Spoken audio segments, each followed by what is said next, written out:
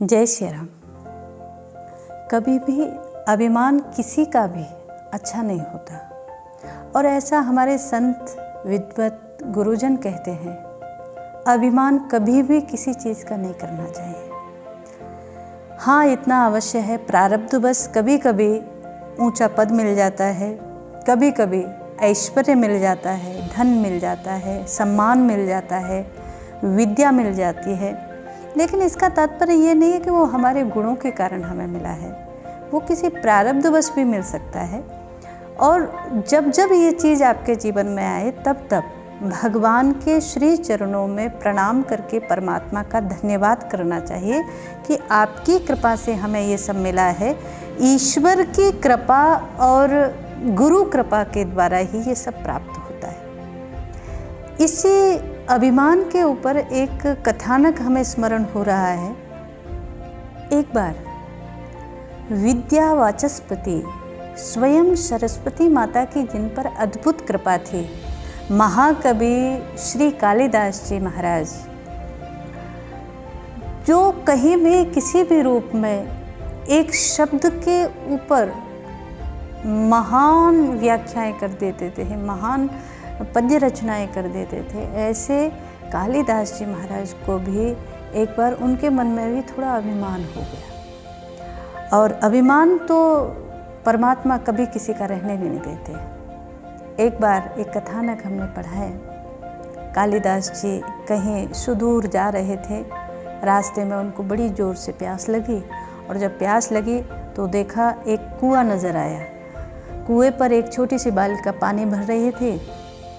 कालिदास जी को लगा कि यहीं पर पानी पी करके अपनी प्यास बुझा लूँ। जैसे ही कुएं के पास आए, आकर के उस बालिका को जय सिया राम किया, प्रणाम किया। प्रणाम करने के बाद उस बालिका से कहा कि आप मुझे थोड़ा सा जलपान करा दीजिए, मैं बहुत प्यासा हूँ।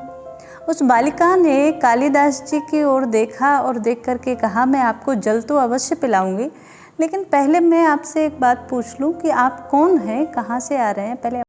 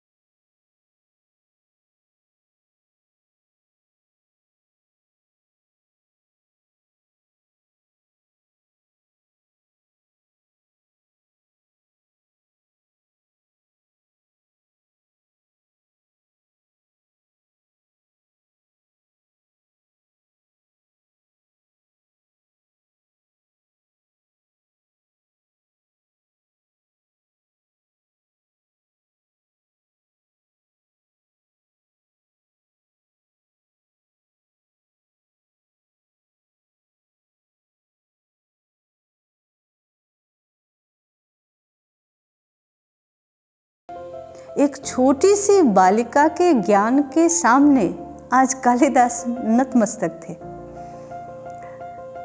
आखिरकार कालिदास जी ने कहा कि एक काम करो, तुम छोटी बालिका हो, तुम मुझे नहीं जानती, कोई बात नहीं, लेकिन तुम्हारे घर में कोई बड़ा हो, उसको भेजो, वो मुझे अवश्य पहचानेगा, मुझे जलपान पिलाएगा। कालिदास जी के कहने से वो बालिका तो जल भर करके चली गई और उसी कुटिया से एक वृद्धा माता निकल करके आई।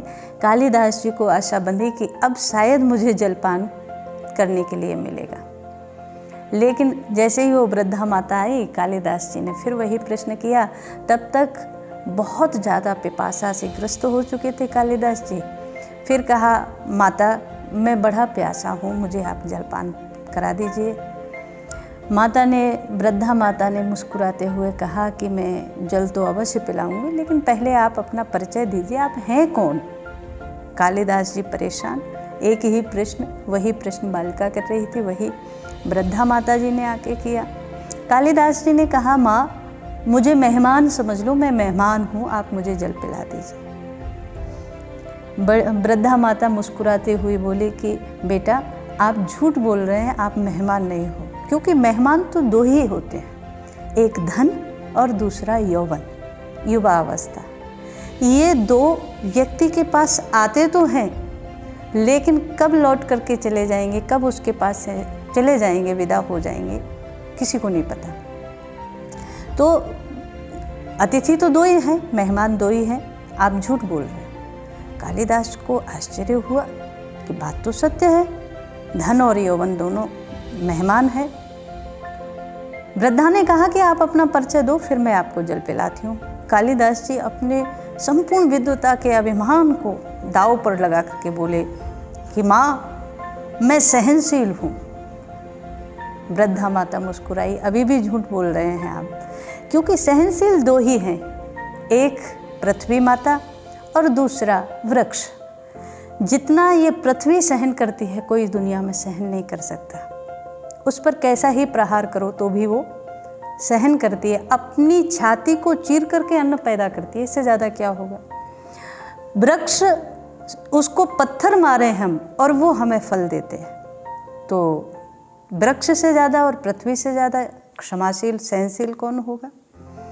तो वृद्धा माता मुस्कुराई कि जब तक आप अपना परिचय नहीं देंगे तब तक मैं आपको जलपान नहीं करा सकती।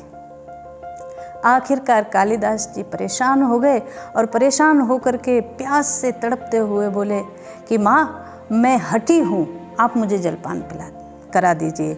और जब कहा जलपान करा दो, तब माता ने कहा कि हठी तो दो ही हैं बस, एक नख और एक केस, क्योंकि ये दोनों को जितना आप काटेंगे उतना उतना बढ़ता जाता है। तो कालिदास जी को फिर आश्चर्य हुआ। इसके बाद माता ने फिर कहा कि आप अपना परिचय दीजिए, मैं आपको जल पिलाती हूँ। इस बार फिर जब कहा तो कालिदास जी पूरे तरीके से प्यास से मूर्छा की अवस्था में आ गए। और तब कालिदास जी बोले कि बस अब तो मैं मूर्ख ही हूँ। वृद्धा माता मुस्कुराई और बोल पड़ी, अभी भी आप झूठ बोल रहे हैं, क्योंकि आप मूर्ख नहीं हैं, मूर्ख तो दो ही होते हैं, एक राजा और उस राजा के दरबारी। राजा मूर्ख होते हुए भी सबको अपने आप को विद्वान कह करके सब पर शासन करता है, और दूसरा दरबारी लोग जो हैं वो अपने आप को बुद्धिमान समझते हैं और राजा को मूर्ख बनाने की कोशिश करते हैं, पर होते ये दोनों ही मूर्ख हैं। आज जब कालिदास जी ने ये देखा कि उनका कोई भी उत्तर उस वृद्धा माता को संतुष्ट नहीं कर पाया, तो कालिदास जी आखिरकार प्यास से तड़पते हुए उस वृद्धा माता के चरणों में शरणागत हो गए। और हाथ जोड़ करके, जब अभिमान गलित हो गया और हाथ जोड़ करके कालिदास जी शरणागत हुए, तो बोल पड़े कि माँ बस अब मैं थक गया, अब मेरे पास कोई उत्तर नहीं है। मैंने जो भी स्वाध्याय किया था, जो भी मैंने प्राप्त किया था, वो मेरी संपूर्ण विद्या आपसे हार गई। मैं आपकी शरण में हूँ, आप मुझे जलपान करा दीजिए। जब सच्चे मन से शरणागत हुए, चरणों में सिर रख करके जैसे ही सिर उठा करके देखा, तो यहाँ न कोई बालिका थी न कोई वृद्धा थी, साक्षात भगवती सरस्वती ही आज महाकवि कालिदास की परीक्षा के लिए आई हुई थी। और जब भगवती माँ सरस्वती को देखा तो चरणों में शरणागत हुए।